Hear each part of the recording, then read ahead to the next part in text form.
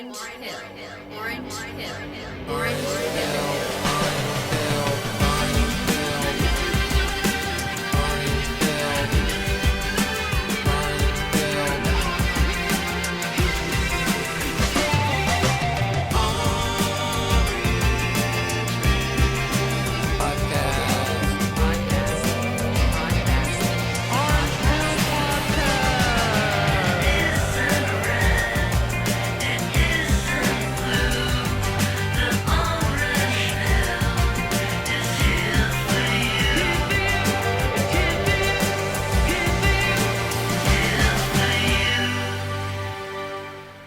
Hey, Max, we're here. We're in town. We're on air.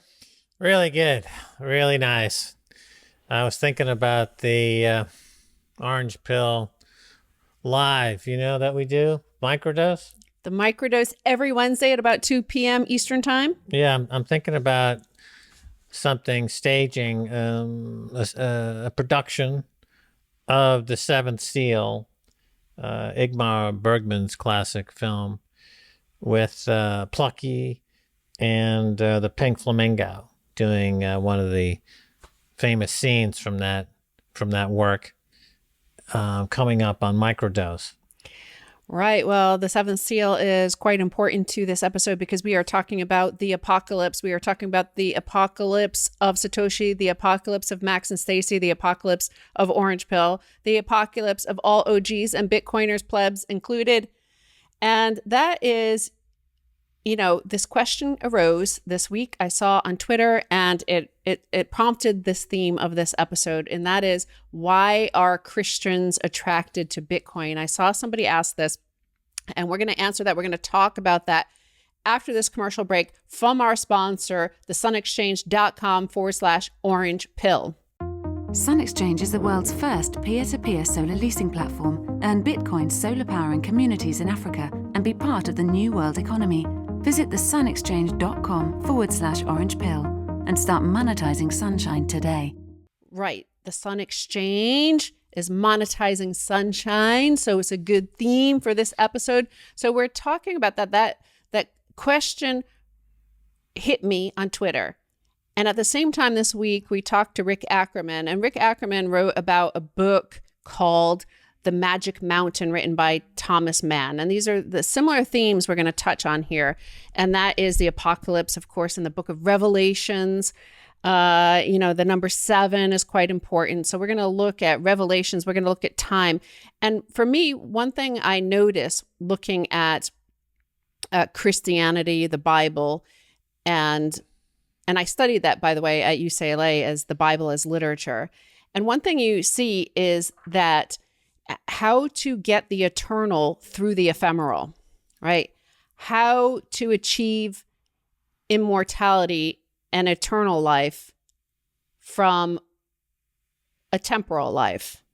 And I see that as well in Bitcoin, because Bitcoin is an assembly of blocks of timestamps, and timestamps are a temporal moment, that moment in time, and it becomes permanent and immutable through Bitcoin. So that's one of the things I'm going to throw out, this turning time into eternity, turning a temporary moment, a temporal moment into eternity.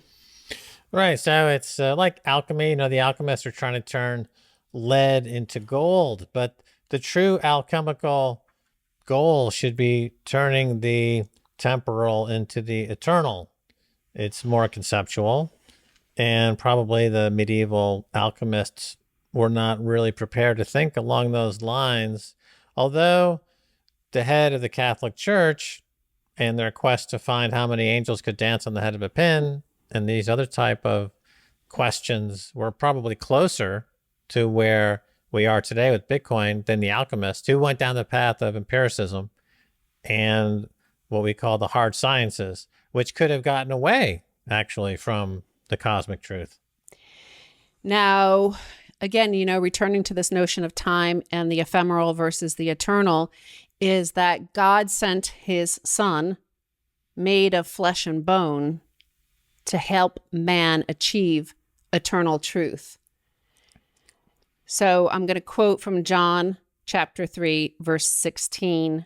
For God so loved the world that he gave his one and only Son, that whoever believes in him shall not perish, but have eternal life. So, I see the Bible as an allegory, a narrative in order to, achieve eternity for the temporal lives that you have. You're part of a blockchain, as we've talked about before in our DNA, that goes back to, mitochondrial Eve. Is like where our stories, our chapters in this never-ending novel, this never-ending narrative. And the Bible is one of these. It's teaching you lessons through narrative. And here, I think, is like you submit to a higher God, right? A higher being. And right. Remember, in the time of Jesus, for example, that they thought at night the sun disappeared, right? It just disappeared, and then it would reappear the next day. So it was very primitive in terms of the cosmic knowledge of how things work. And so the scale was the scale of a human being. And so the transition from human to deity, which took place on the cross, this is repeated every 10 minutes with Bitcoin. There's a death and a rebirth every 10 minutes. So the scale is different. It's on a cosmic scale. It's on a completely different path. It's on a completely different vector. It goes through physical, goes through psychological, goes through the cosmic. It's on a different vector. It's a completely different vector. But it does have some antecedents in this idea of the eternal, derived from the ephemeral, which you do see in Christianity and in legend and in myth of the Christian faith. right. And actually, we're going to speak to somebody who also relates this to Hinduism. And if you look up Hinduism, what you'll find is they have a similar concept of the eternal truth. And of course, Bitcoin, the blockchain, the timestamps are eternal truth. They're immutable, right? Once they've been set down. And when I Googled timestamps, I saw an interesting sentence that really fits in with this theme of terming the ephemeral and the temporal to eternal. And that is, it said that timestamps serve as proof of existence. So temporal and yet eternal. Network adjusted time is the median of the timestamps returned by all nodes.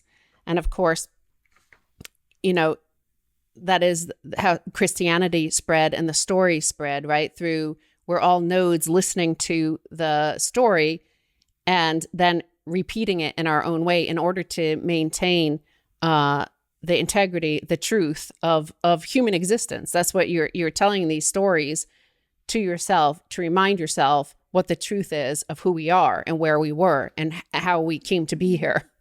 Right. Well, everything before Bitcoin, you have to deal with a lot of latency.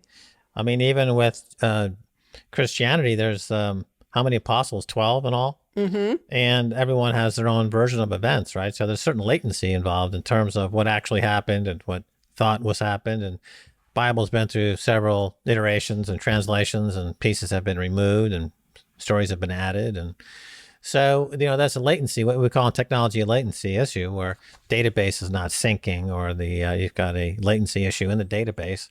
And of course, Hinduism is a polytheism, and Christianity is monotheism. And blockchain technology inculcated in the Bitcoin protocol is something you might call, it's a new deism. It's not poly or monotheism. It's a new theism. It's a theism of a cosmic theism. I mean, again, it's a dimensions that we're just starting to get the edges of it now. The vector is taking us into a dimension that's not previously understood. It's beyond the fifth and sixth dimension, which people have kind of hinted at what that might be. So we're in the 7th, 8th, 9th dimension where Bitcoin is taking us, and they're taking us whether we like it or not.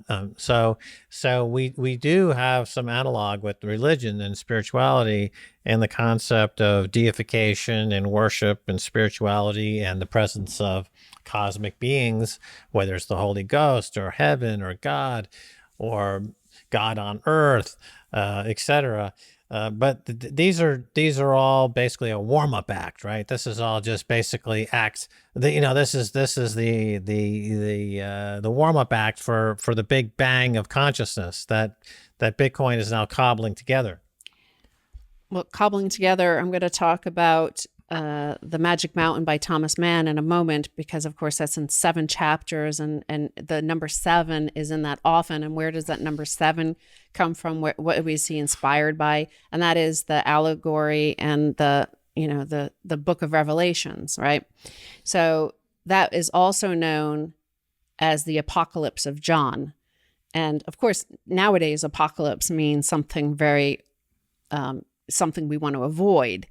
Whereas in ancient Greek, at the time of the writing of this, the Revelations, the book of Revelations, it would have been, they were speaking ancient Greek, many scholars at the time and people of that time in that area.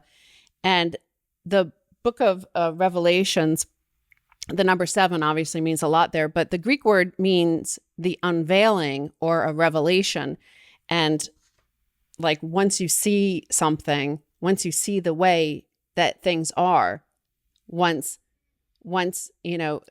Jesus gave John he revealed the future to him and revealed the reality, and John was supposed to reveal then to the 7 churches of East Asia. But the point is that this is the unveiling, and that feels like what Bitcoin has done. It has revealed, as we've mentioned before, the fiat dark ages. It revealed the truth of, as everybody talks about, the orange pill revelation, right? Like it's you've taken the red pill. Now here's the orange pill. This is the enlightenment. This is once you see the money printing, once you see the fiat dark ages, once you see the injustice of things like the Cantillon effect, once you see that, you can't unsee it. You can't go back to being, a sinner.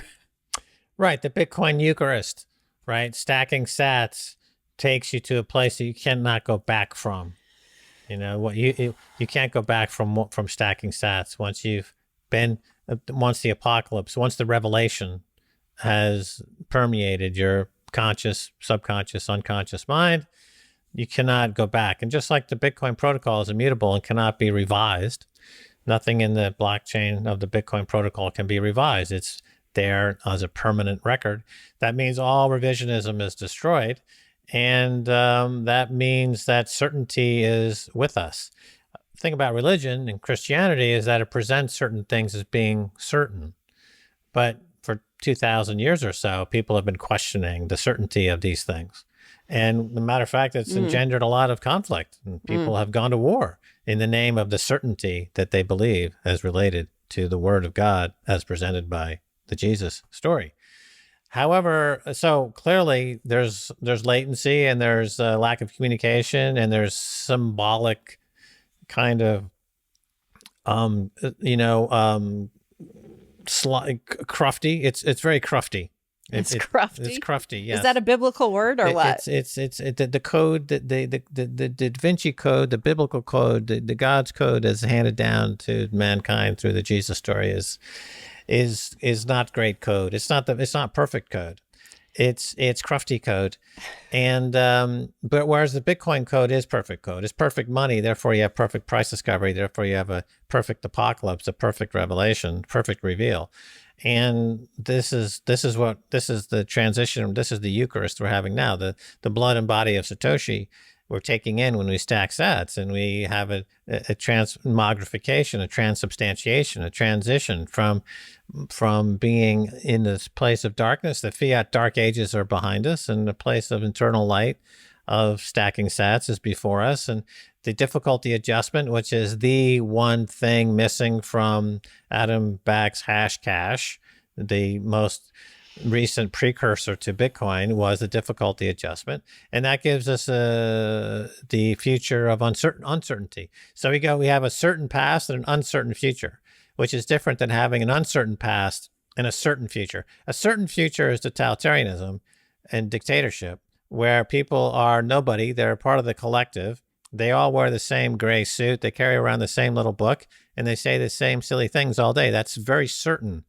And the past is constantly being revised, right? Nothing happened before this moment of certainty. That's what we don't want. We want the past to be completely certain. We don't want to be debating the past. We don't want to be revisiting the past. We want to leave the past. Mm-hmm. We want the future to be completely uncertain. But why do we need the future to be completely uncertain? Because it brings about the only human quality that at the end of the day is worth anything, and that's humility. With uncertainty comes humility, and with humility comes wonder. And with wonder comes a path toward union, a union, a unification with the cosmic uncertainty, which everybody, even God, is on the cosmic uncertainty. God's grooving on the cosmic uncertainty, but that uncertainty is a lot groovier than our uncertainty, which is mired in revisionism and trying to rewrite the past. Well, there is an importance to the past and in our code, in our narrative, in our continuation of our story.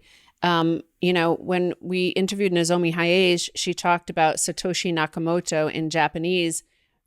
And again, everything is open to interpretation. There are many different interpretations of what exactly Satoshi Nakamoto means. But, she talked about that, getting enlightenment, light from the book of knowledge, like from opening the book. So that's why I'm saying, like, this is the apocalypse of Satoshi, the apocalypse of Bitcoin, the book of Bitcoin.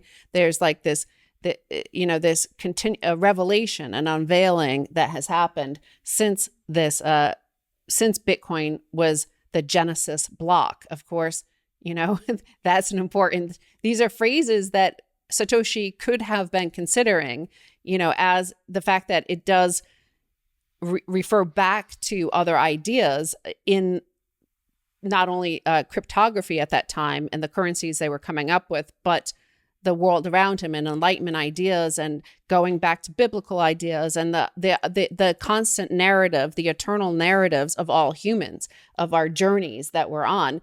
And when the book of Revelations or the Apocalypse of John was written, they think it was, well, again, everybody debates it, but they think it was around 95 AD, which was a time of like similar to now or similar to during Florence, the Renaissance Florence or Enlightenment. There was a huge shift. Obviously, the Christianity was emerging. At this time, they were being slaughtered as a cult in Rome by the Romans. So it was, some say, like it could have been a story to, of a support and encouragement of like, the toxic troll of its day is like, this is the world of the Romans and the evil, and have courage and stay just and steady in your journey, your path. Don't get distracted by the evil and fear. Right. And, thinking about this and also thinking about Hinduism, because with Hinduism, as mentioned, it is polytheism. And, I contrast the two, Christianity and Hinduism. I can see where Christianity is trying to get to the point where you can get to heaven through this God on earth, Jesus figure. And in heaven, you have a union and you have cosmic truth. But the issue with monotheism is that it doesn't necessarily go well with the human psyche. And this is where Hinduism actually, in my view, does a better job, because it does allow for greater room for humility. In Hinduism, and there are many, many gods, you have the idea of gods at work, gods at play, gods interacting, many gods doing many things, and humans are simply players in the god drama. With Christianity and monotheism, it becomes remarkably austere in many ways. And I think that has and just look at the history that comes with it, and the ego worshiping that comes with it. I mean, when you look at today, you have ego worship of individuals who become demagogues. Where did that come from? Right? I mean, that came from the idea of monotheism. We pay, football players that can kick a ball into a net $300 million. Why do we do that? We pay, people who can sing in 5 octaves a pop song, give them $1 billion. Why do we do that? It's obviously counterproductive to the greater good. And I think that heralds back to this 2,000 years ago, where it's going to be like, you are the one. The concept, of course, the Matrix as well. Neo, he is the one, right? And he's doing battle against evil, etc. And so there's this. It's very dramatic. I'll say that, and it's a great formula for a story. I will say that. But is it pro global consciousness and universal unconsciousness? Not so sure. So I'll argue against that, because I'll say, all humans are similar. We are all born and understand eventually that we're temporal. Like there's a finite time, a block of time that we're given. Whether all creatures have a block of time, whether some live 10 minutes, some live 10 years, some live 100 years. And we know, but humans are conscious of this, that we learn that we're going to die, and death is eternal. So however, do you escape that temporal being? And Western philosophy and thinkers and societies, which I'm more familiar with, I know, who do we talk about? We talk about Socrates, Plato, Aristotle. We talk about Da Vinci, Michelangelo, Botticelli. We talk about, John Locke and Rousseau. And so how do you escape from the temporal to the eternal? Right. Well, getting back to the seventh seal, right? The plot device is the knight plays chess with death. Yes. Right. And so the idea is that his time is up. Death has shown up, and it's time for death. And the knight engages death in a game of chess. It's all very Swedish melodrama of the highest order. But nevertheless, so it's the seventh seal. The number 7 comes into play often. But is there any escape from anything to anywhere? Right. So I think there is, in a more of a Buddhist, Asian Hinduism tradition, the idea is that there is no beginning, there is no end. You're simply reincarnation obviously is another concept that one has with Hinduism, is this idea that there's an eternal life and you're continuously being reborn. And so there is no concept of a here or there or an escape. You achieve a certain vibration and universal union with the global cosmic unconsciousness, or you're not. You're either in sync or you're not. You're groovy or you're not groovy. So let's return to this Christianity and Thomas Mann Magic Mountain, because again, Bitcoin, the blockchain, is proof of existence. There's a new block every 10 minutes with a timestamp, a temporal timestamp, a fraction of a moment in time that can never, ever be lived again. And it's eternal. So when I also saw this week on Rick Ackerman, he talked about Thomas Mann and the Magic Mountain, which is a book about the subjective nature of time. And he does 7 chapters, and it talks about time. It's a character named Hans, which is meant to be like the most ordinary German name at the time. But it's also, of course, John. So the apocalypse of John. And the book deals with time, the subjective nature of it, as, we all hurtle towards death. Importantly, again, as this time of great tumult all around for all of humans, he started writing this in 1912. World War I intervened, and he didn't finish until 1925. Of course, it started as a short story that was meant to be just a short story about him visiting his wife in a sanatorium in Davos. Relevant to today, of course, Davos man. but it ended up, because of World War I, becoming a bigger tome on the nature of man and time. So he also refers to Einstein's theories and the Grimm's fairy tales and operas and stuff like that. But the character Hans goes to the sanatorium because everybody had lung issues then. Again, we have lung issues today. Went to the sanatorium for 3 weeks, ended up staying 7 years. And the structure, just like the structure of the Bible and the stories that get repeated over and over, the same story from a different point of view, the structure is 7 chapters. And the first 5 chapters are the first year. So it's following the compression of time. What happens as you hurtle towards the end, toward eternity, is the first year that he spends there takes up 5 chapters as he's, so observant. Like, time is slower because it's fascinated. He's observing new things, new people, engaged and understanding everything around him. And then the last 2 years, the last 2 chapters deal with the last 6 years. So it's like flying by. Time is flying by, and he enters like a dream blizzard that it all becomes a bit topsy-turvy. And relating it to today, we have like negative interest rates. We have so much money being printed. It's like a dream blizzard of fiat dark ages ending.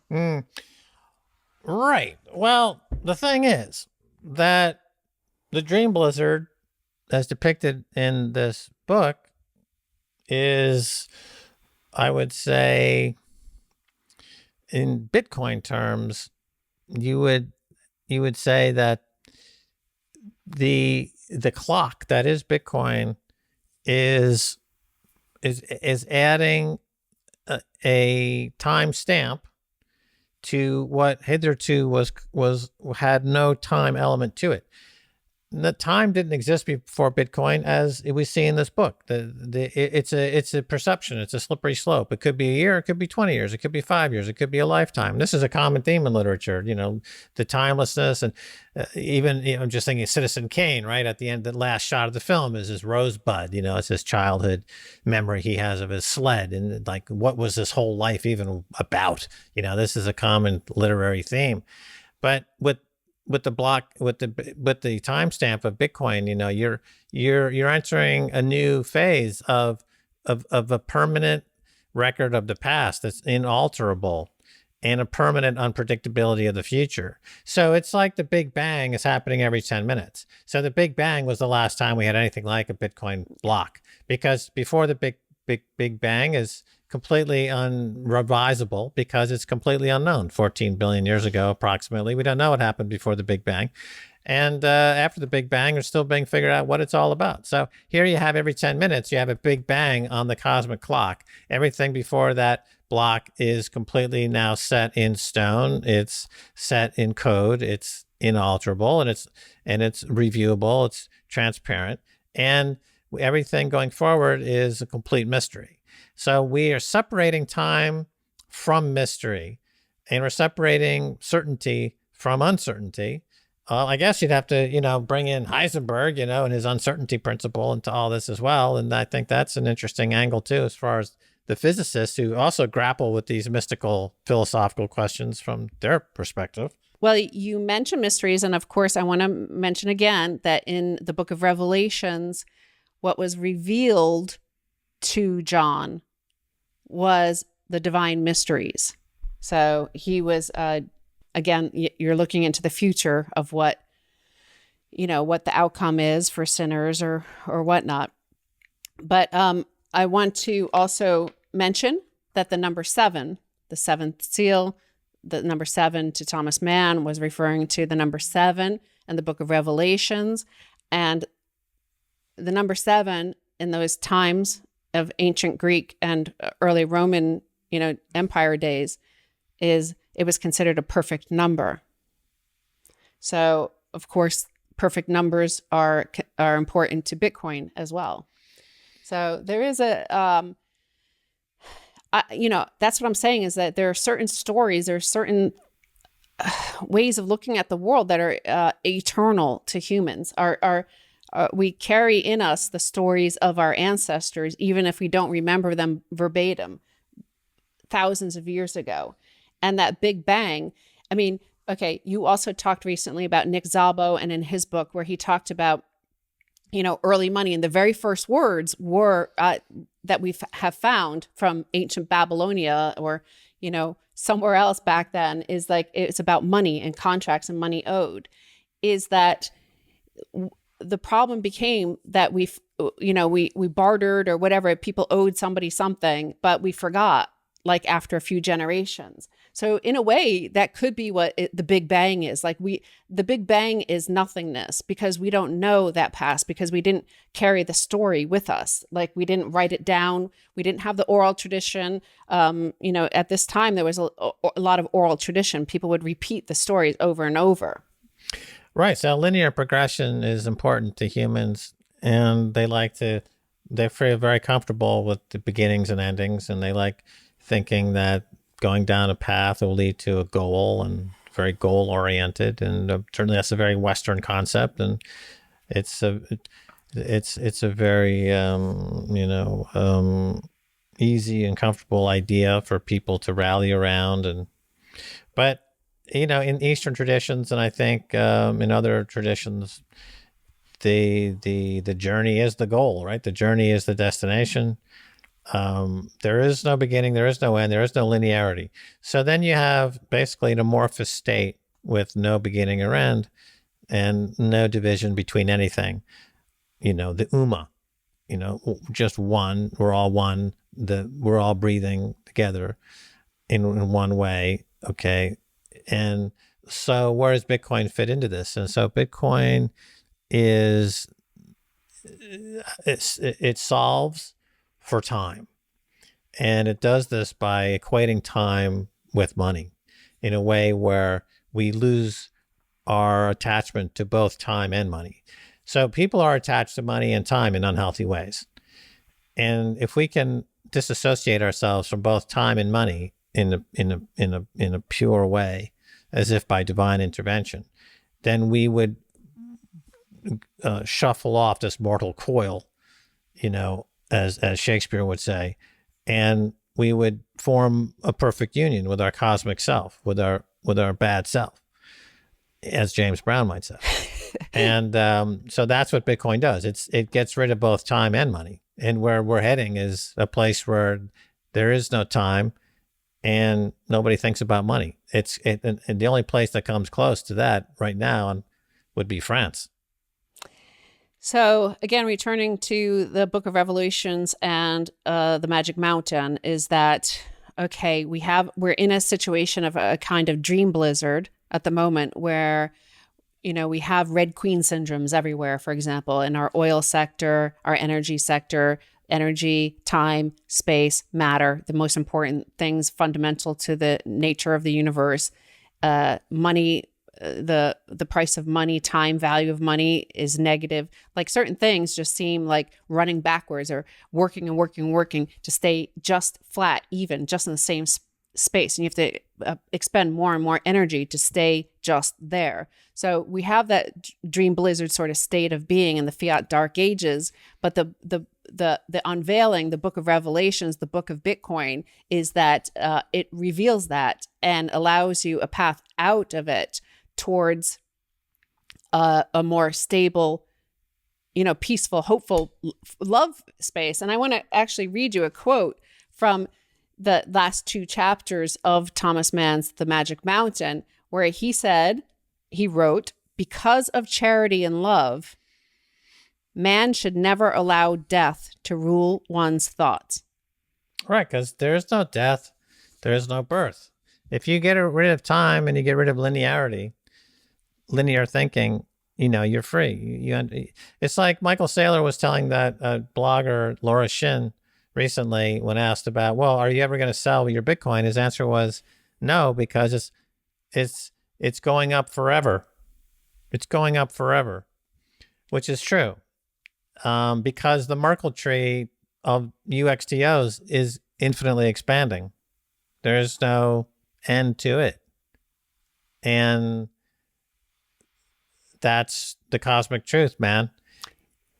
I think that's what, the timestamps that are temporal, that become eternal on the blockchain is like there has been a drive for humans since the beginning of time that as we know it, that we kind of want to be connected to mitochondrial Eve and whoever she came from and where it all began. Like there's like you said, a beginning, middle, and end. We all want a story, and the narrative is the way that we tell ourselves these stories. As in Magic Mountain, it's about the subjective nature of time, and he refers often to Grimm's fairy tales, and those were based on oral literature, right? We were traveling nomadic tribes, and we the storyteller was an important character in, 10,000 years ago. It was the person that traveled around and told people what they were. They were us. They were the podcasters right. of And the time. those storyteller never lost power, never lost energy. In the same way that you light a match,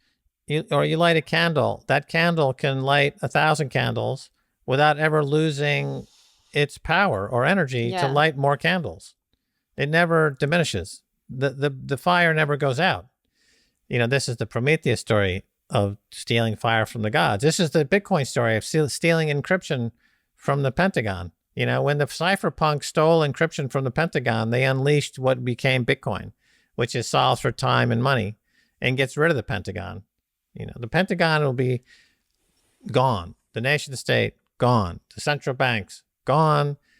Banking as we know it, gone. Because the cypherpunks stole encryption from the Pentagon, the same way Prometheus stole fire from the gods and set in motion perpetual motion. We are all living in perpetual motion. There is, I guess it's the second law of thermodynamics, right? That you don't lose any energy. The energy is constantly there. You don't lose it. It's just rolling forward. So our corpus, our body, our existence is, taking shape within that field of energy for whatever time and being until, we propagate, and we create, and again, through the DNA is able to split in a way that that maintains the code, right? Similar to how the blocks are propagated in hashing in a way that doesn't lose fidelity to the original hash. So you've got it's like the DNA is propagating for the species. You have that happening with money, but it does so in a way that respects time to the point of obviating time. So time does not a factor anymore, which is something we know instinctively doesn't really matter. It doesn't really exist. It's arbitrary. And this proves it. Bitcoin proves the arbitrary nature of time and the arbitrary nature of money. And that storyteller that traveled around, it wasn't literal, right? They were telling stories and narratives about ourselves, about our journey. And it wasn't meant to be like, this actually happened and this is exactly how this thing transpired. It was more about your individual journey is part of the eternal journey of all humans and all existence, really. Not even just living things like as we know it, but as you've pointed out before, rocks, stars, like everything is a constant. Our sun will die, right? And what it'll do, it'll explode and create other matter and other, entities and beings and existence. Everything vibrates. Yeah. Like that from we were saying before, they play the music of a coral reef where there's a dead coral reef, and just the music of a coral reef brings back a new coral reef. Just the vibration. Just the vibration. Okay? It's like just all you need is Bob Marley, and you could restart civilization from scratch. Within 5 years, we'd be right back to having civilization. All you need to play is Exodus from Bob Marley, and it brings back civilization very, very quickly. So the eternal through the ephemeral, God sent his son made of flesh and bone to help man achieve the eternal truth. I wrote down that how the temporal becomes eternal through narrative and allegory ideas and consciousness. And as you mentioned with Nick Szabo, like memory was an issue, like remembering where you came from and who owes what to whom. And like that was a problem with altruism. You were saying it was altruistically based. Reciprocal altruism. So the tribes would get together periodically and one would do a favor for another, and they'd say, okay, we're going to remember when we come here next time, I owe you a favor. And so the memories were not that great. So they created tokens and get little gadgets and things, right? Carvings, and like this represents the fact that I owe you the favor. Okay, so when I see you next year at the big confab, show this to me, and I will reciprocate the altruism that you showed me today. So this is the reciprocal altruism is kind of the beginning. It had to be very portable. The wealth was there. That was their wealth, and But in the beginning, there was the word, right? And that's what I'm saying is like these narratives, these stories are really crucial to organizing our understanding of time. And time is relative to where you are on the chain of time. Yeah, well, I was fascinated by that. In the beginning, there was the word, because that doesn't seem right, because words are incredibly abstract. A word is an abstraction. It would seem like in the beginning there was a vibe. I think if I were going to rewrite the Bible, I would say in the beginning there was a vibe, and that vibe made everything groovy, and people started dancing, and before you know it, there was life. And then to record all this fun, this guy decided, or gal, to create the word, and that came later. But first there was the vibe. Well, you could always write the Bible, the Max Kaiser edition. Well, of course. And speaking of the seventh seal, it's gonna be Plucky and the Flamingo are going to be staging a reading of a famous scene from the seventh seal at our next orange pill dose, the orange pill microdose. dose. The Max forgets who we are. See, this is why we need to write it down. This is why in the beginning there's the word, because if you don't write it down, then you don't remember. The pelican, the flamingo will play death. Plucky, of course, will play the night, and we'll reenact the seventh seal. Great scene. Coming up with the orange pill players on our next orange pill microdose. And I want to say, I believe like the word was not necessarily the word like the word. Yeah, it was like God. It was like, this is the story. This is God's story. This is like whoever created this matrix, this simulation. It could be a cat. God could be a cat, probably. Yeah, but he's also an abstraction, right? I mean, Heisenberg uncertainty principle, that the particle and the wave, you can't say both at the same time. You don't really know. It's a trade-off.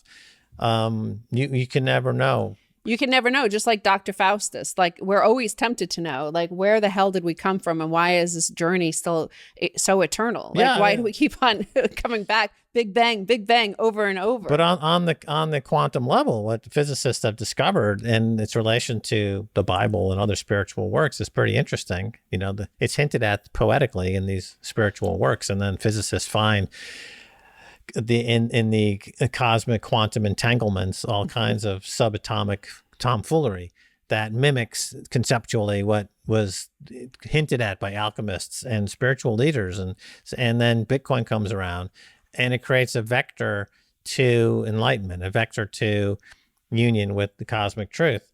And so that's the vector we're on now, and it's getting very interesting because nation states are now participating in all this. I saw Peter Thiel was in the news this past week hinting that China is going to blow America away in the hash wars. America needs to start hashing and buying Bitcoin as soon as possible. We predicted this 2 years ago, that the game theory baked into the Bitcoin protocol would jump to the nation state level. So we're getting close now to the global apocalypse, which is the reveal. The global Bitcoin reveal. Apocalypse, yeah. Right, the Bitcoin apocalypse or Bitcoin reveal. It'll be a simultaneous, instantaneous merger or union with the cosmic unconscious. And we're all going to have essentially clarity at that moment. Only, of course, true Bitcoiners will ascend. Shitcoiners, scammers, all of the scammers under this YouTube, they'll all go to shitcoin hell. I tell you, I know this for a fact because God has revealed this to me. Satoshi has revealed it to me. This is the book of Stacy. And I think it's a good time to go to our interview right now. What do you think, Max? Yeah, let's do it. All right. It is time for our interview with Dea of Kelas Bitcoin and the new podcast called My Bitcoin Story. Welcome to Orange Pill Podcast. Thank you for having me. So, in the lead up to this interview with you, we've been discussing, we've been discussing the role of narrative, allegory, and religion in organizing our individual and collective journeys through time and how Bitcoin relates to that. In particular, we were triggered by a question where somebody on Twitter, a Bitcoiner on Twitter, had asked why so many Christians were attracted to Bitcoin. And I know that when Max interviewed you on Kaiser Report, you started to get into your journey to Bitcoin and how your Hinduism relates to that. So can you tell us a bit? You know, your podcast is called My Bitcoin Story. So what is your Bitcoin story and how does it relate to your religious beliefs? Well, to be just to disclaimer, like I am not Hindu, but I am really fascinated in Hinduism. That's just to clarify that, because I live in Bali, and obviously in Bali, its majority is Hindu. So we learn a lot about Hindu mythology in here as well. So it's very fascinating. So my Bitcoin story, I think it's pretty typical. Like I heard about Bitcoin a long time ago. I guess when I was traveling in Southeast Asia, and then I saw one of a cafe. I think this is back in 2014. And then in this cafe, they accept Bitcoin. So I thought, oh, interesting. What is this Bitcoin? What kind of payment that you can make with Bitcoin? And then the waiters just say, oh yeah, you can pay with Bitcoin. It's like an internet money. So that's kind of made me interested. But I just bought Bitcoin when I am, I think in 2016, 2017, I don't really remember, but it was in a co-working space in Ubud in Bali. But this is very interesting in Bali because Bali has a mix of like international, global kind of, very tech savvy environment with the traditional culture. So there's a mix and match between these two. So I bought Bitcoin and then number goes up and I thought like, this is cool. But my journey to the Bitcoin rabbit hole, I think started in 2019. I'm become I studied more about Bitcoin, and then I suddenly see a lot of wisdom, like not only just, okay, this is a very interesting store of value, this is a very interesting money, this is probably a future of money, but there's also a lot of like interesting aspect in terms of like an ancient wisdom that is being wrapped around Bitcoin. So I think I shared you during our Kaiser report about mythology, and especially in the Hindu mythology, what I found really interesting is goddess Lakshmi. So Lakshmi is considered to be the goddess of wealth because Laksh means food. So food is considered to be necessity for any human or also any animals. So all of living being, they will live to find food. They will live to either keep the food or find the food. So that's also considered to be wealth. Like when we have excess food or we have excess wealth, we will become we'll become happier, kind of like that. So one of the interesting thing when I see, when I learn about Bitcoin and blockchain, I see, like, for example, Lakshmi, if you see the picture of Lakshmi, she's always depicted surrounded by water, sitting in the lotus and has like 4 hands and then with this pot of gold. And I found it very interesting because water is abundant, right? Like water considered to be an abundant symbol, and without water, there will be no life. And then water is I consider like water act like energy, like electricity, because there's current. So if you can also utilize electricity smartly, you can also obtain wealth. So that's also what I found the parallel.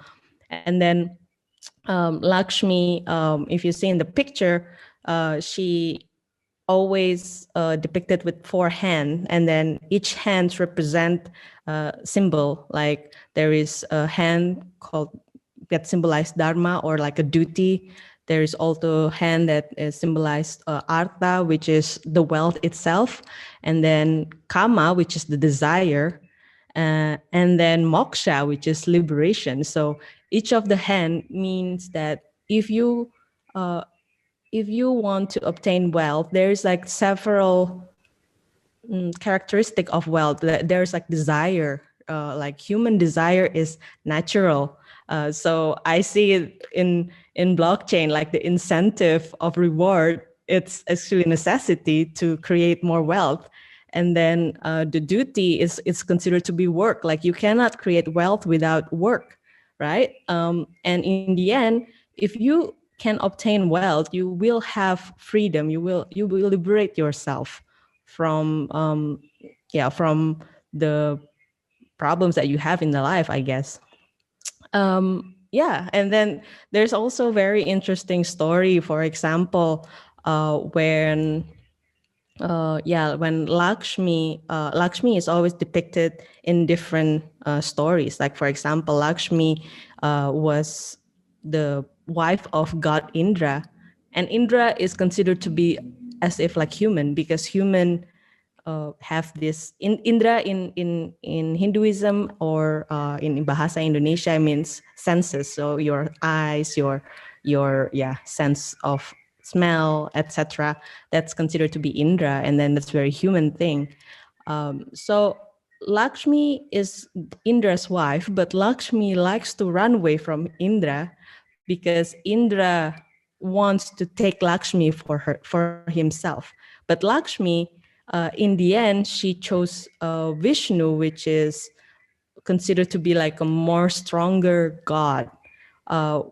In this story, Lakshmi ran away, and then Indra wants to find Lakshmi, and then there is an involvement of turning of the sea, and then Vishnu helped Indra. But when finally Lakshmi came out from her hiding, Lakshmi chose Vishnu because Vishnu is considered to be stronger and smarter god than Indra, which is I found like very interesting. Like the wealth itself will always find a way, or like we'll always find the strongest, hardest, and smartest way of storing value, kind of like that. So we go from seashell, we go from the stone, the big stone in Yap Island, become gold, and then now Bitcoin. Like wealth will always transform and find the best way and the smartest way to store their wealth. So I think that's like the parallel that I see, which I also feel like every religion have this different insight about Bitcoin, because every religion always teach you about preserving wealth and how to be free, right? In Islam, in Christian, in Hinduism, there's always like different aspect of this. And and then I think Bitcoin is very in tune with this value and with this mindset. I think I talk also with Nozomi Hayase. She's very in tune with like natural law. So it's very I think it's like going automatically, like because religion I think also observe the nature. So when Bitcoin is Bitcoin using thermodynamics and everything, it will follow that path too. Right. So we were talking about polytheism versus monotheism. And of course, with Hinduism, it's polytheistic. And with Christianity, it's monotheistic. And with Hinduism, because there are multiple gods and goddesses within Hinduism, it seems like there is greater room for, let's call it serendipity, for fortune to smile. And if it doesn't smile, then perhaps look to another god, because there are many gods. Where it's Christianity, it's very cause and effect. There's a set of rules. There's a path. If you get off the path, you will suffer. It's very strict in a lot of different ways. So the reason I ask this is that what people are finding in Bitcoin as they get deeper into it, one of the greatest strengths that you can bring to Bitcoin is a sense of humility. Because we see all the time, people think they can change Bitcoin. And what it turns out that nobody can change Bitcoin. Bitcoin changes you. That's the humility that we learn. And it seems that in a polytheistic religion like Hinduism, there's more room for this type of exploration.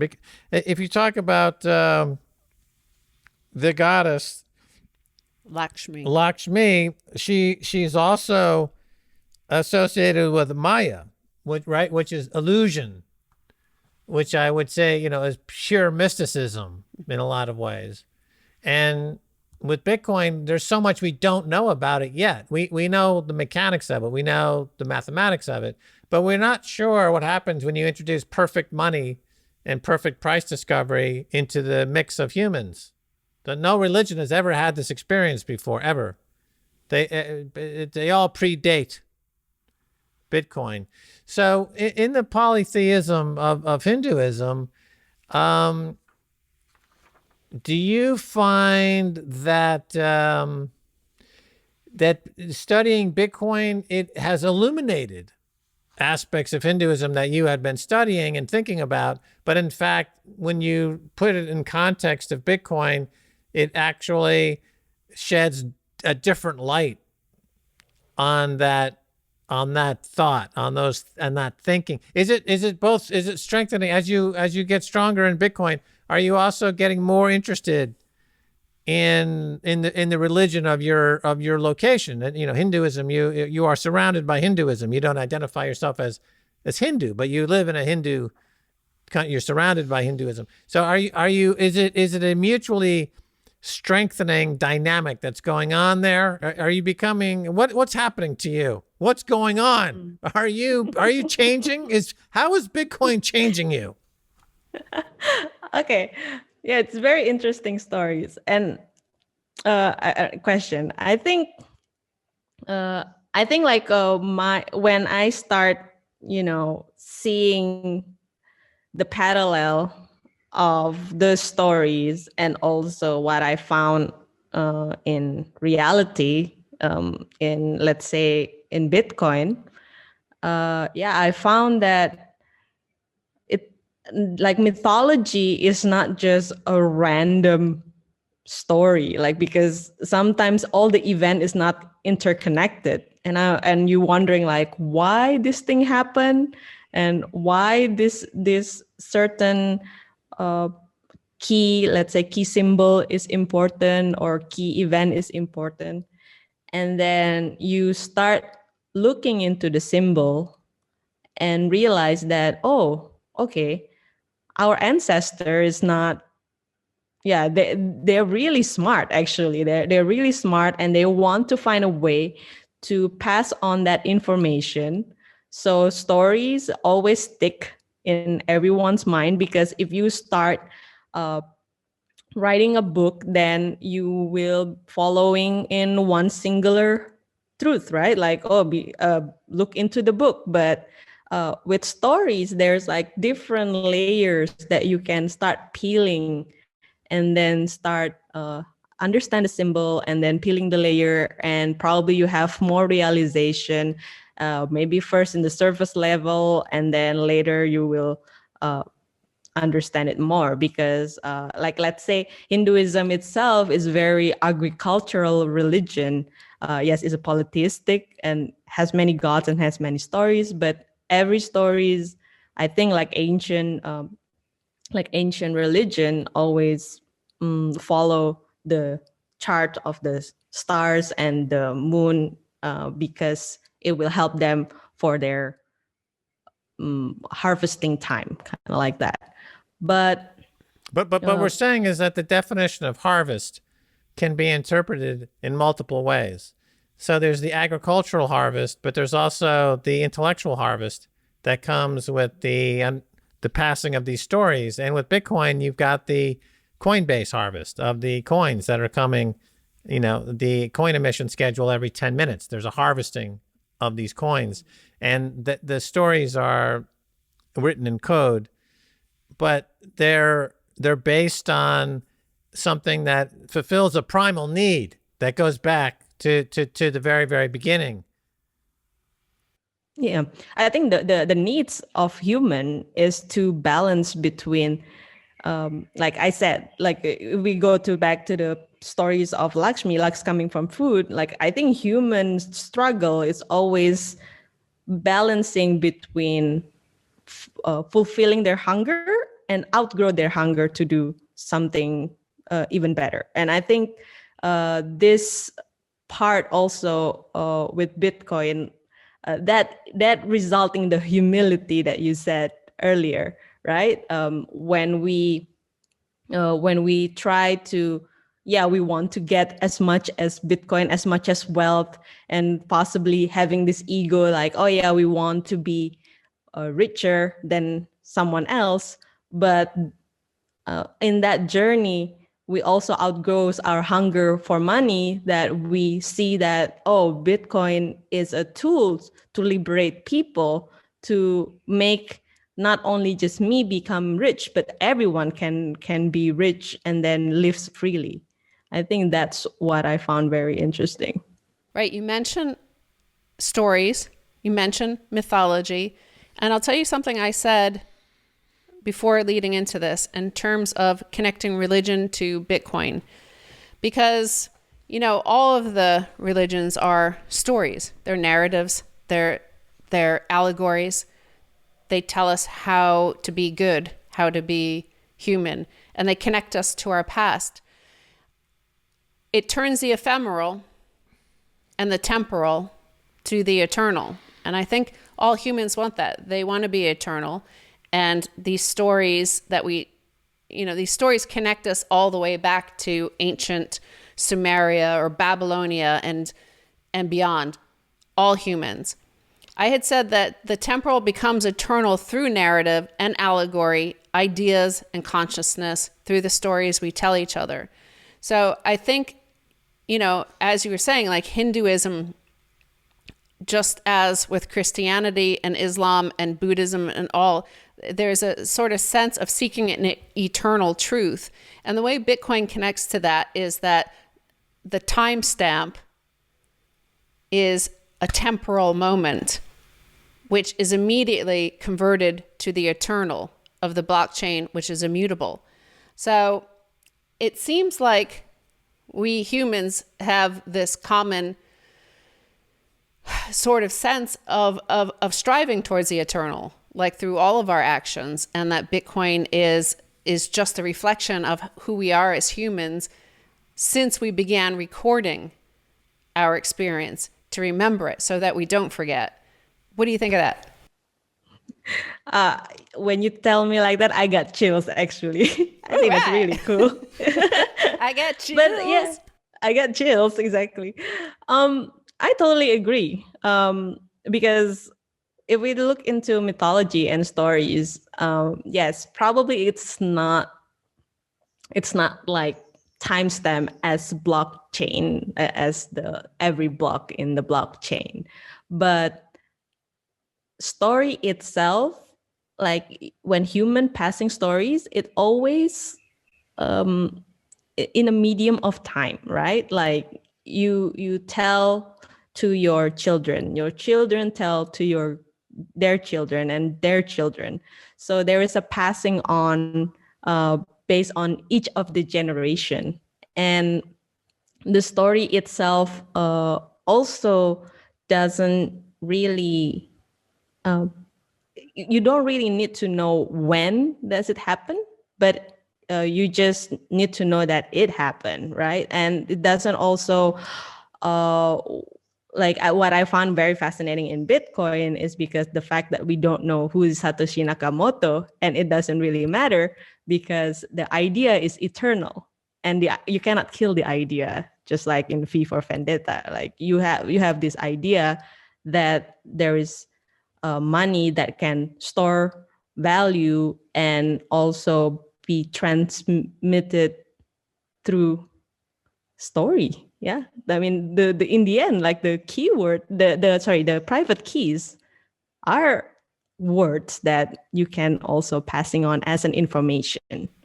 True. And it's almost like, in the past decade, they've discovered both in Indonesia and in the Amazon rainforest, like really old cave art, like tens of thousands of years old. And it's like the one in Brazil, which they found recently, or it was Colombia, the border between Colombia and Brazil. And they only just uncovered it because it's so deep into the Amazon. And what you see is like an immediacy. Like, here are these people and the story they've told embedded in this rock, and they were forgotten until they were found. And that is like Bitcoin too. Like, it's trying to find these numbers, and it's telling a story that will be read, when the last when the last Bitcoin is mined in 2140, they'll be looking back 100 years to today, 120 years, and seeing our story. They'll be able to know us. Yeah, exactly. And I found it, it's very fascinating to see that the solution that Satoshi Nakamoto is very simple, that, blockchain, it's immutable. It's like our time. There's no way we can go back in the past, right? I mean, if someone did that, we probably already know. Maybe, I don't know, maybe someone did, but I don't think so. That's the thing. I think time is linear. So, and then time is immutable. Once something has happened, then you just need to follow. Max just said remember that. Max said in the first bit that he doesn't think time is linear. What do you have to say to this, Max? Well, what I was saying earlier is that when the history is non-revisable and you cannot double spend, you cannot go backwards in history, then it gives us only one vector, and that's forward into the unknown. So it's not linear in the sense that it's algebraic, where you can run it backwards and forwards and there's a linear progression. It's more of a unique vector that's going into an area that's completely unknown, not even by religion. Religion attempts to explore the unknown. It attempts to pass story from generation to generation, as has been talked about. It's symbolic.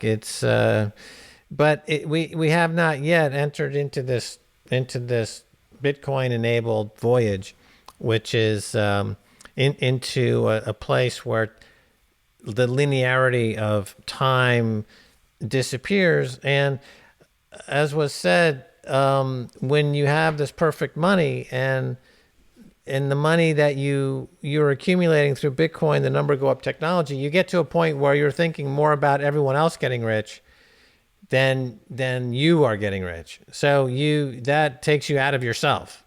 So then that changes the concept of money as well.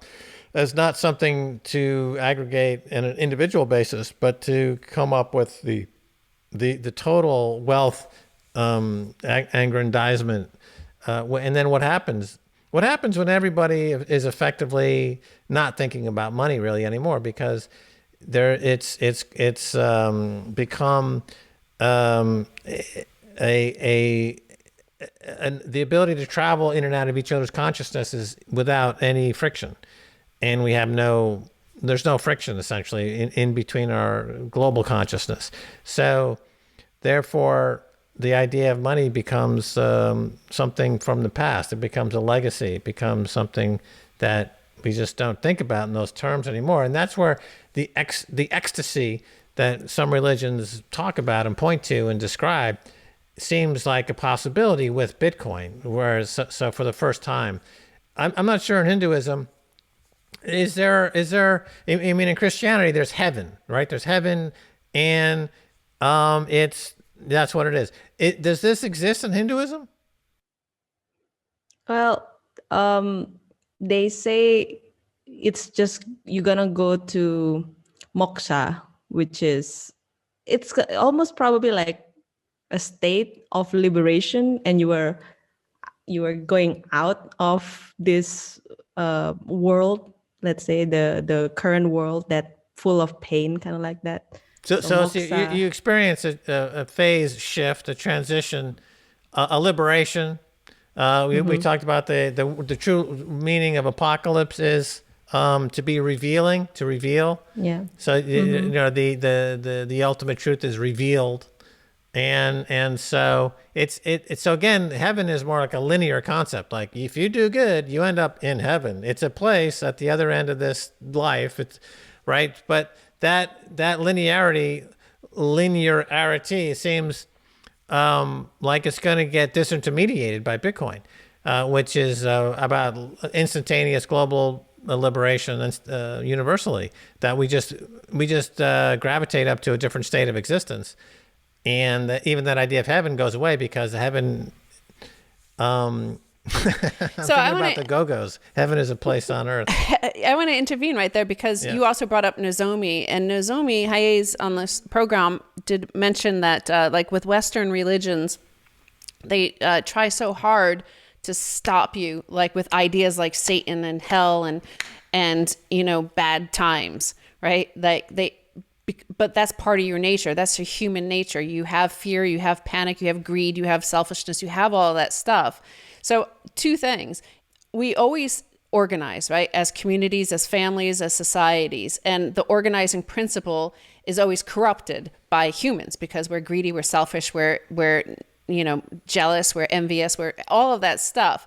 And whether it's, you know, the Cantillon effect of the money printers who get, you know, certain people get it first and others get it last. And that creates more envy and more, you know, disintegration in society and the organizing principle. Whereas Bitcoin is uncorruptible like that. The governance model, the consensus model invites that. Like invites the greed. It turns the negative in you into something that is positive for all. Like it's an altruistic act to like mine it, to run a node, to desire Bitcoin. It ends up strengthening the entirety of it. So it seems like we've jumped to a next level beyond religion. It's not a narrative that relies on the retelling.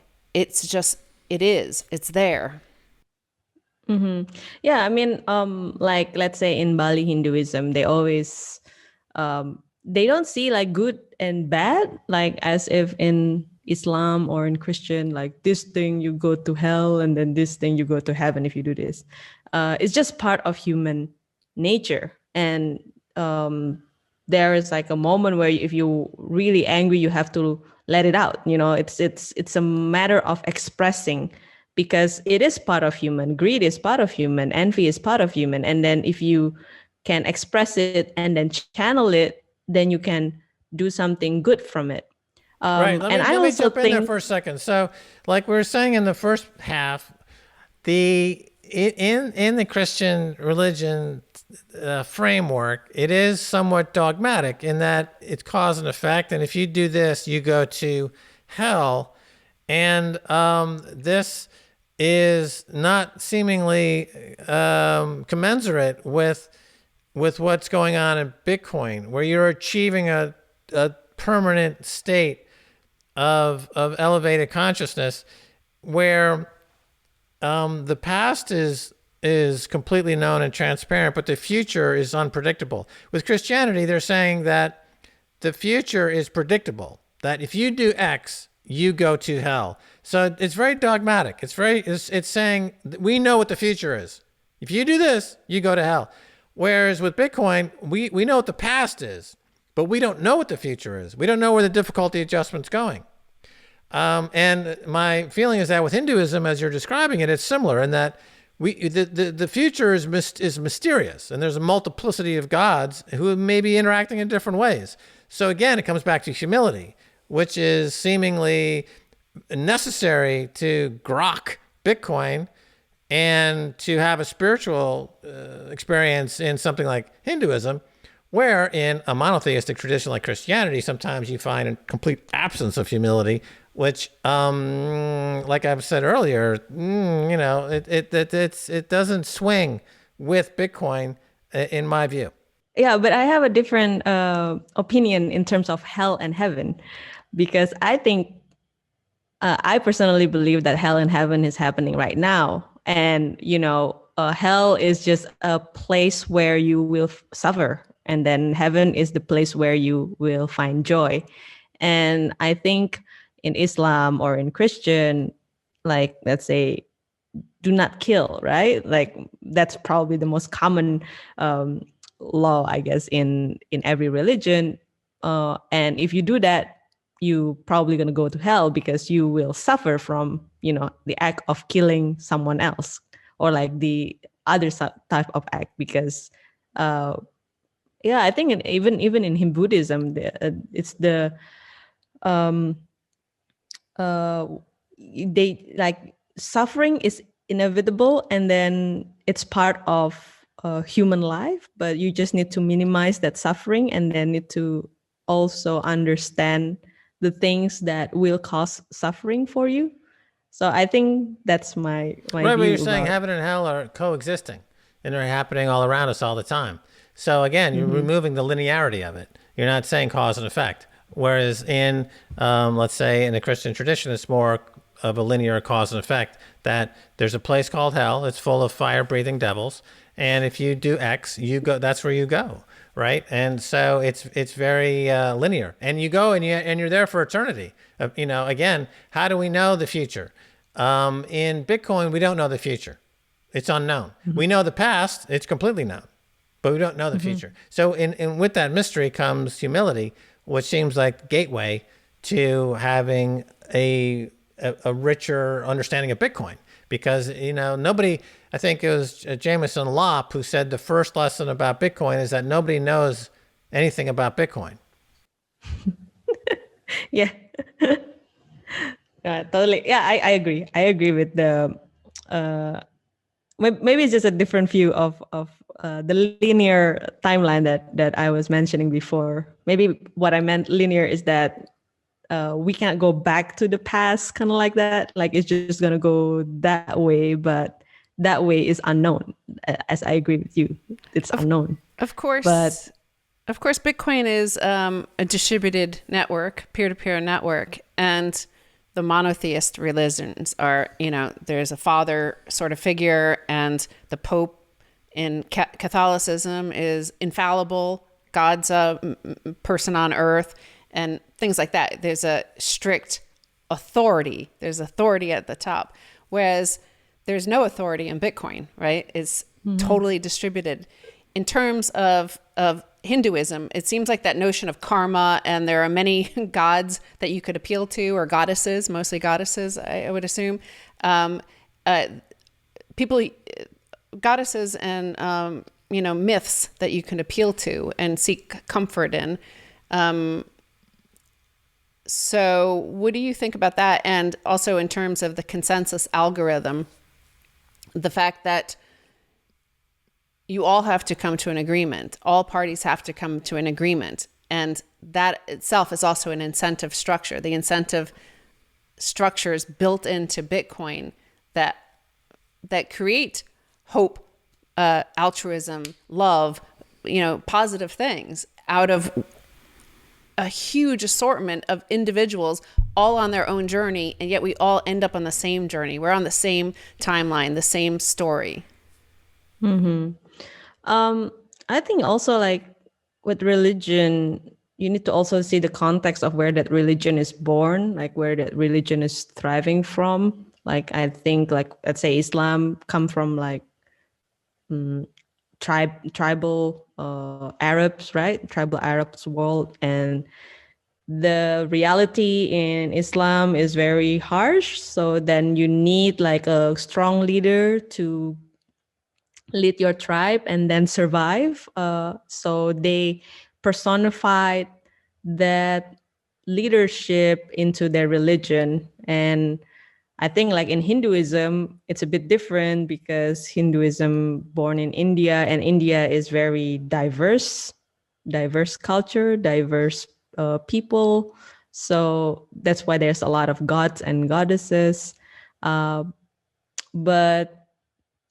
I think right now we as a human also needs to see what is the kind of society that we are right now that fit. You know, are we currently need like that one leadership and then top down level of society, or we are currently right now in the distributed where everyone can share and everyone can learn from each other.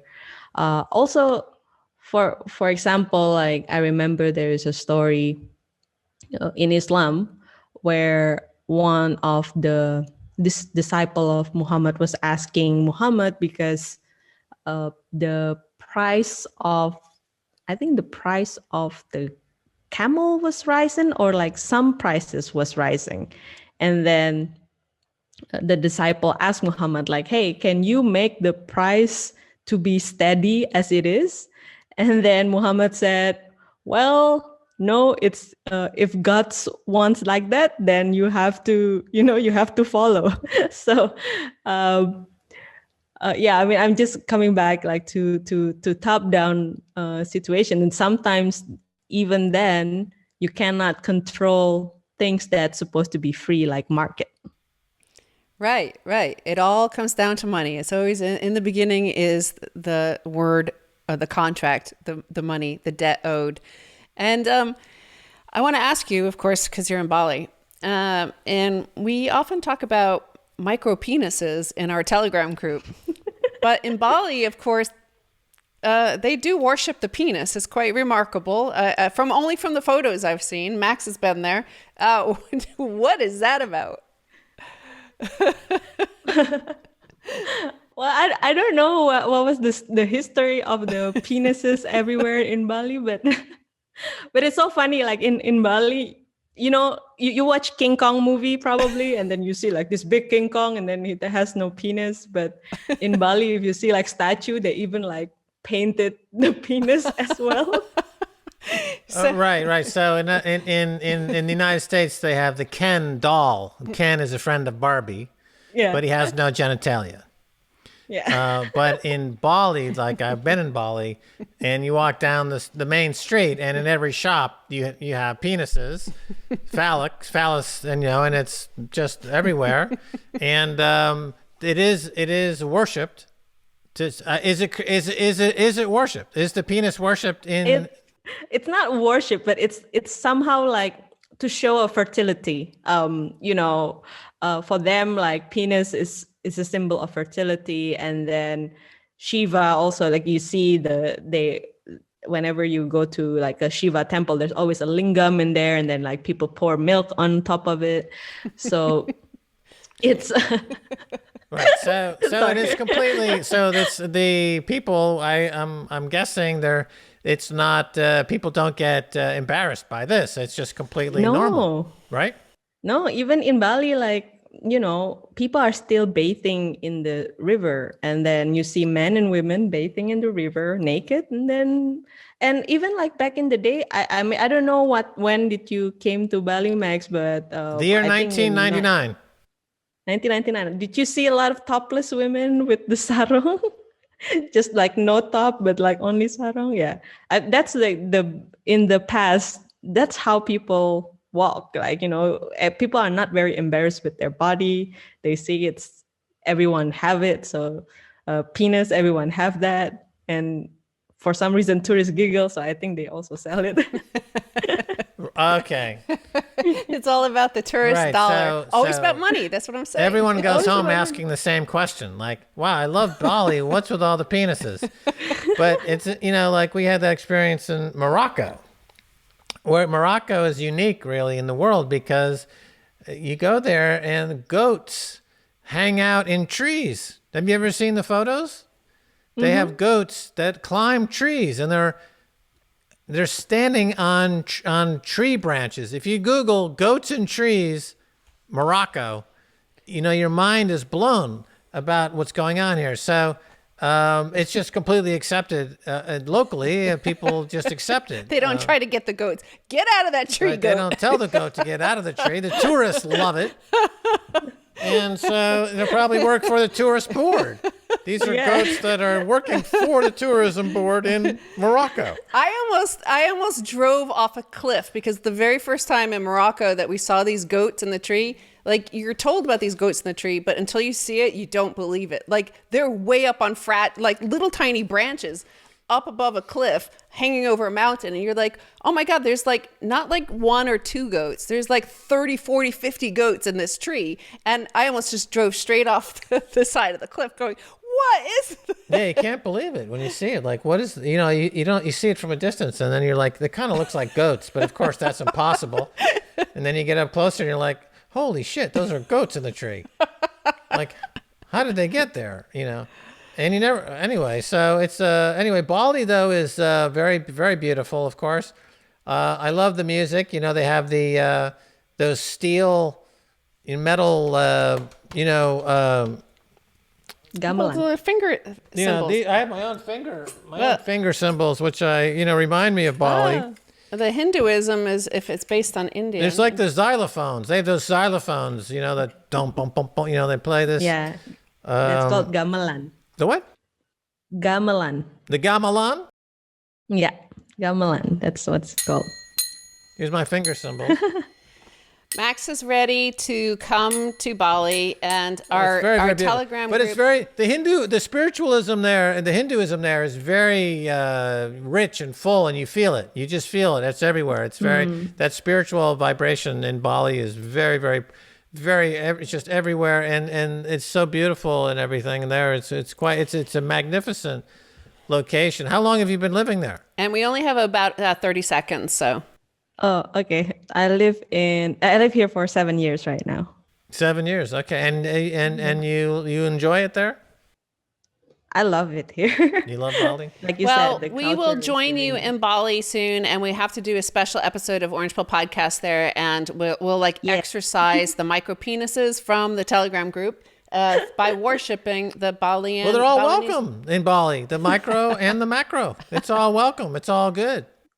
Yeah, just come when the borders open, come. All right. Thank you so much for being on Orange Pill Podcast. Thank you. Thank you so much, Stacy and Max. Yeah. Thank you. All righty. Right. That was super fun and really, really interesting. And I definitely want to go to Bali. I think our group in the Telegram group, they'll really like a exposure of the whole micro penis looking at that story. Yeah, it's gorgeous there. It's so lush, the whole vegetation and everything. Food's great. People are fantastic. People are just beautiful. And definitely looking forward to it. It's a bit of a hike to get there, but it's a unique experience. I've been to, how many countries have we been to? 50 or 60 countries. It's one of the most unique, really. And of course, all the Indonesian islands, I would love to go to some of them. And as I said, there are some cave paintings there that they only found in the last few years. And they're like 40,000 years old. There's something insanely old, but they tell a really complex story. And it's almost like allegory and fictional. Like they're really tiny people with these huge animals that are half animal, half human. And, it's like telling a story like a Grimm's fairy tale. So I'd love to go see those. I'm not sure actually they're open to the public yet, but that was definitely interesting. And do you know what? This is Sunday, and guess what we're doing today? We're going to join Bitcoin Chris's listening room over at Clubhouse, and Abe Cambridge is going to join. Speaking of stories that need to be told, and the narrative of the revelation. He's a Renaissance man for sure. I think Abe Cambridge is a guy who every year he just get his whole vision of solar sats is getting bigger and bigger and taking over the world. Well, so many religions worship the sun. Yeah. And as we pointed out, most human narratives and writings since the beginning of time, the first words outside the Bible were, debts owed, contracts. So, these all tied together to monetize sunshine it's almost biblical in its profoundness. So, of course, thesunexchange.com/orange pill, and go check out their latest projects. We, of course, finance the Nimbe project over in Zimbabwe, and they have a bunch of new cool projects. And you could join the listening room and ask Abe about any of the new projects there. Oh, excellent. Yeah, join the listening room and ask Abe direct about the Sun Exchange, all of your questions, and he'll answer them. He's really great. And make sure to, if you're going to stack, go to swanbitcoin.com/orange pill. They're also a sponsor of this amazing program. And make sure you tune in on Wednesday for the microdose, when Max is going to be performing an allegorical tale of... No, it's seen from The Seventh Seal, or Ingmar Bergman's iconic and classic black and white film with, of course, the great actor playing Death himself. Maybe who's going to play who? Like, what? Do we have a name for the pink flamingo yet? No, we don't. Okay. Actually, we'll put it to you. This is the consensus of the orange pill algorithm. What should we name the pink flamingo? Should it be Divine? Yeah, that's a cute name. Do we need... Divine. It fits with the whole divine mysteries. Flamingos, yeah. Divine intervention. We're talking about divinity here, divine mysteries. You may have hit it. Like divine. it all... Oh, my God. Divine and Plucky. Starring in The Seventh Seal, a scene enacted, staged by me, Max Kaiser, and Von Sydow, who was also in The 3 Days of the Condor. Remember, he played the assassin. That was a great film. Right. Anyway, so Divine and Plucky in this this staging of this classic scene coming up during the microdose. Plucky, are you ready? Oh, I've been rehearsing all week. I'm ready to tear into it. That sounds like an exciting show. I hope this has been a revelation for you. Yeah.